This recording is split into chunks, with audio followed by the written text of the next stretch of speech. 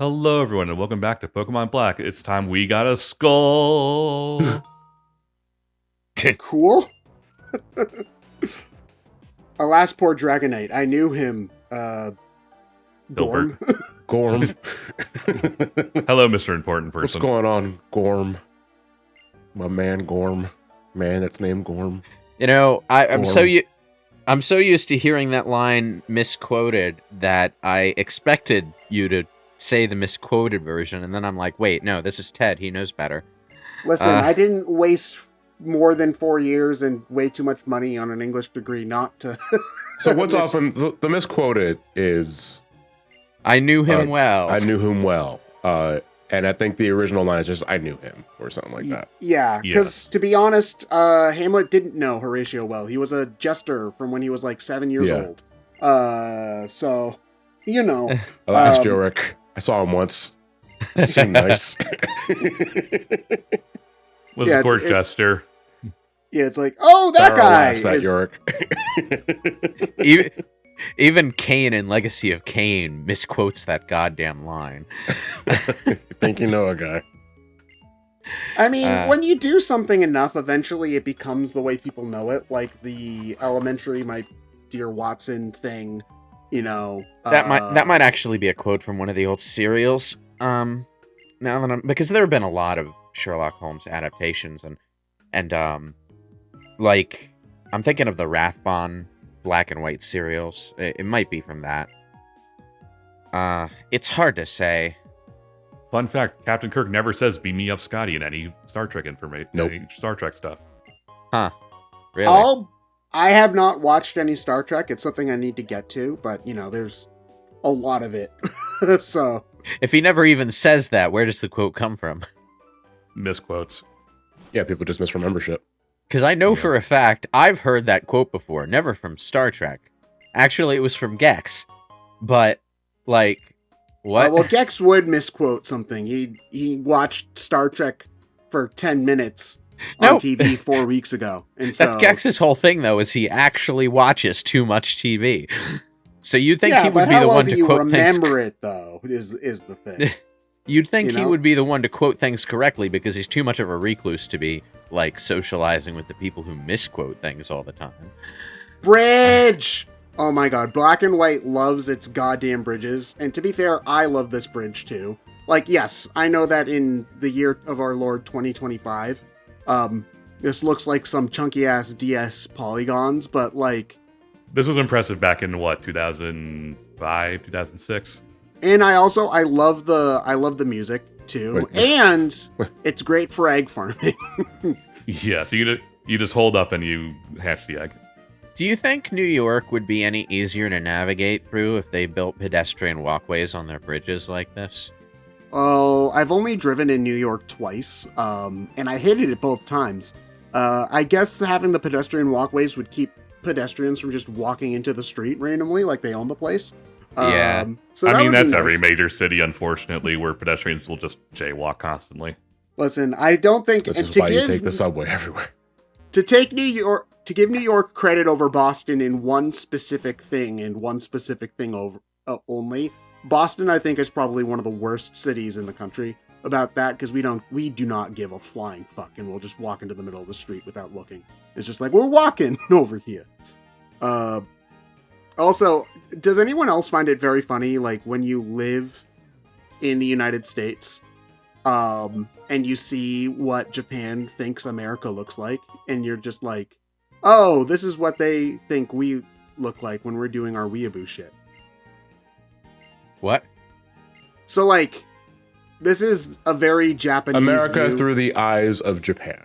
Yeah, because, like, you can tell that, like, this is absolutely supposed to be New York, but it still, like, sort of feels Tokyo-ish. Yeah, honestly, in a lot of ways. I was gonna say a moment ago that elevated walkways over top of roads that cars drive on is a thing that I've only ever actually seen in depictions of Tokyo and stuff.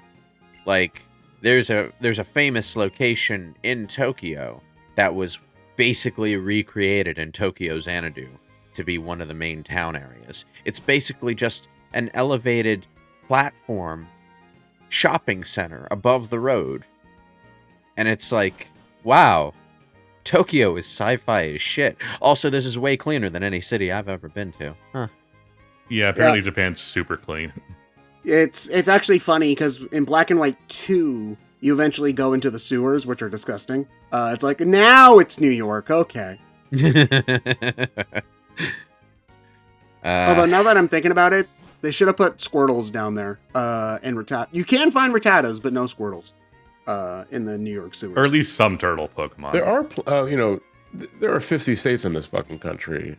There's bound to be a couple of states that have bridges that cater to both traffic and pedestrians. Because I'm looking up on Wikipedia right now, but all these entries are giving me like pedestrian bridges specifically, like bridges made for people, but not they're not combined.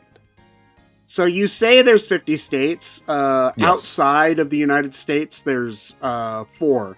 There's New York, Yes. California, Mm-hmm. Texas, Yes. and the South. I've seen bridges that have pedestrian walkways like on the sides. Yes. But I've never seen bridges with like a dedicated platform above the bridge. Yeah, like an overhead pedestrian walkway. Like, if people are gonna build a bridge over a river that's double decker like that, they're gonna go the whole 9 yards and just make it 2-car walkways. Fuck pedestrians. We need more cars on our bridges. I don't know. Is it worth the added weight? Because you're gonna get some shithead with their overpacked SUV thinking they can go on that second lane. Whoops! There goes the bridge. Well, I'm not saying this arbitrarily, because there's a bridge like that I've passed through on my way in and out of New York City. It's just a double-decker bridge with car lanes on both rows, and I think there are exits leading to different places on the different levels. The trucks go here, cars go here, that kind of thing. They need shit like that, because getting in and out of New York City is a fucking nightmare. I did not like doing those jobs when I was driving for Uber and Lyft. It's a nightmare and also really confusing. One time driving to too many games, I got like a $40 toll because I took a right onto the wrong bridge. And then they were just like, well, fuck you. You got to pay this toll, bitch. You're bad. I hate New York. Fuck this Wait, place. Too Many Games is in Philadelphia, though. Yeah, You the have to drive fastest through way. New York to get. Oh, you have to go. Wait, why did you bother taking the fastest way when you know it's going to go through New York? Going Going fast. Google Maps told me to do that. Going anywhere near New York City cuts out any time advantage the distance lost might have gained you. Yeah, but you see, Well, I know that now. New York has those double-decker bridges, though, and that second lane looks awfully empty. Well, that's because it's the exit lane, and if you Put get the pedal stuck to the metal. Look, if you get stuck in that lane, you have to take the exit. You're not getting out of that lane again. Trust me. Listen, you tell 2017 Ted that, all right, and he'll know that when you at that point. I didn't know that when I was doing it the first time. If you need to travel past New York City, give New York City a wide berth. It will save you so much time. You might spend a little bit more gas, but you know what? You might have lost that gas just idling in traffic anyway. And that's worse for your oil. Ugh. Anyway, back to fictional New York. Unova. We're on Liberty Island to get a certain special Pokemon that you can only get through the DNS shenanigans. Yeah, I don't understand like the lore of like why Victini lives on the Statue of Liberty Island.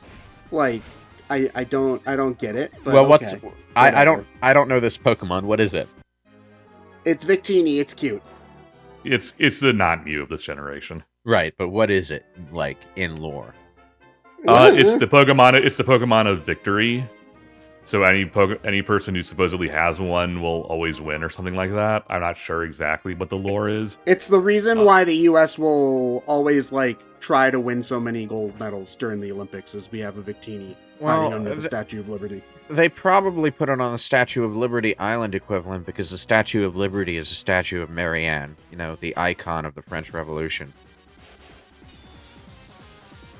Wait, you're telling me that America is French? That's not right. That can't be right. I mean, based on various parts of the country, we're kind of mixed both of English and French as far as history goes. But anyway. I need to double check this now that I've said it. Statue of Liberty. I know it was a gift from France, and it was copper, which is why it wasn't always green. Fun fact. Yeah, it's Marianne. Okay.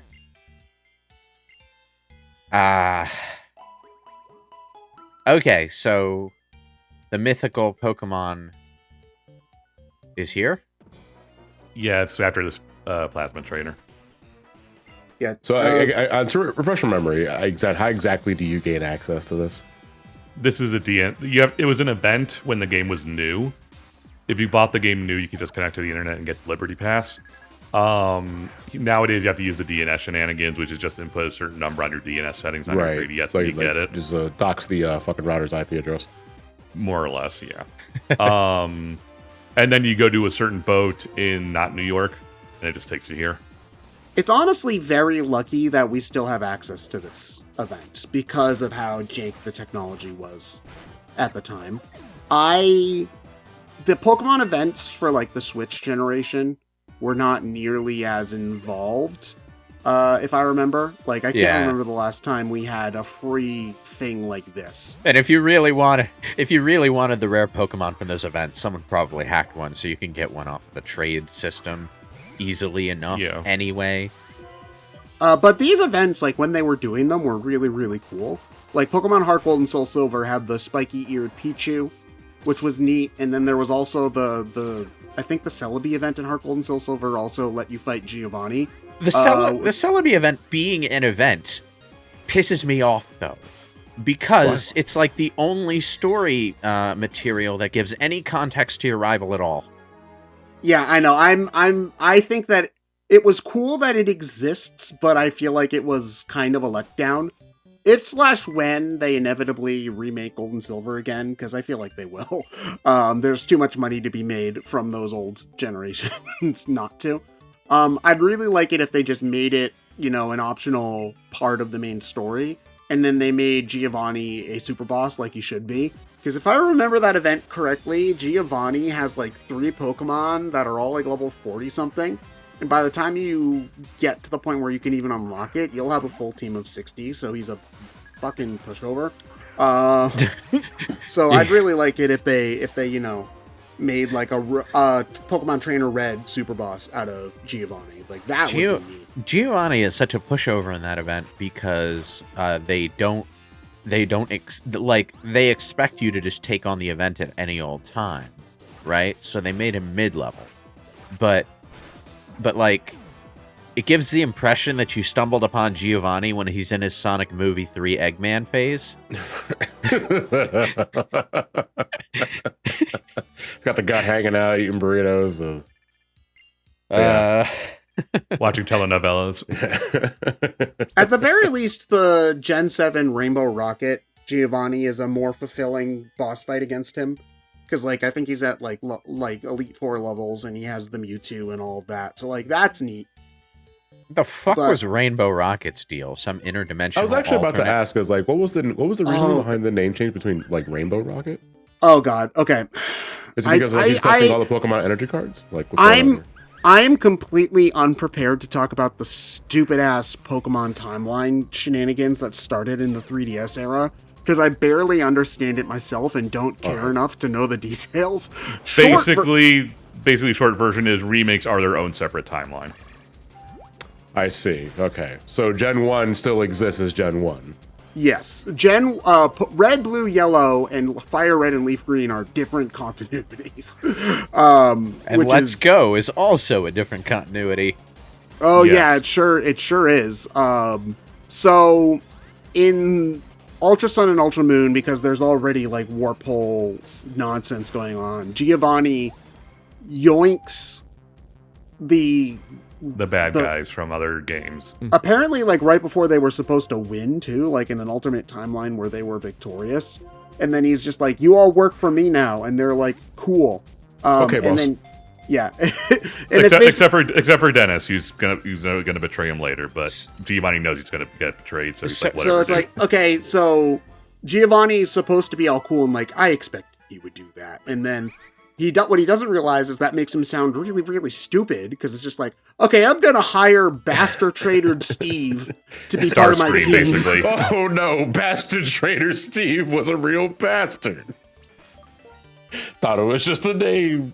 It's like by the third time you put Kane back in your team in Final Fantasy IV, it's just like, dude, I know you're gonna betray me in a dungeon anyway. Just why would I bother even getting you good gear? You know what that sounds like to me? That sounds like the bad guys in Dissidia putting Jekt on their team. And it's just like, this guy is not going to keep fighting for you.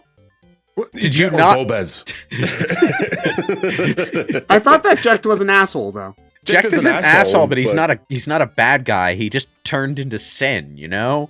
It wasn't really his choice. He's actually one of the good guys. But he winds up on Team Chaos in Dissidia. And it's like, why are you fighting for Team Chaos? Well, he's not really all that enthusiastic about it eventually. I think Golbez is more of a damning example, because I think half of the villains are recognizing, yo, why are you giving them pep talks? Like, shut the fuck up. Wait, wasn't it the elemental dude of fire that gave everybody pep talks in Final Fantasy IV? Like the one who would heal you? Rubicante was the most honorable of the four fiends, but Golbez, like, in retrospect, when you realize he was being controlled himself by Zemus, and he's also Cecil's brother and shit like that, Dissidia plays into that by, like, he's a bad guy, but he's not fully committed to the idea, and he still cares for Cecil.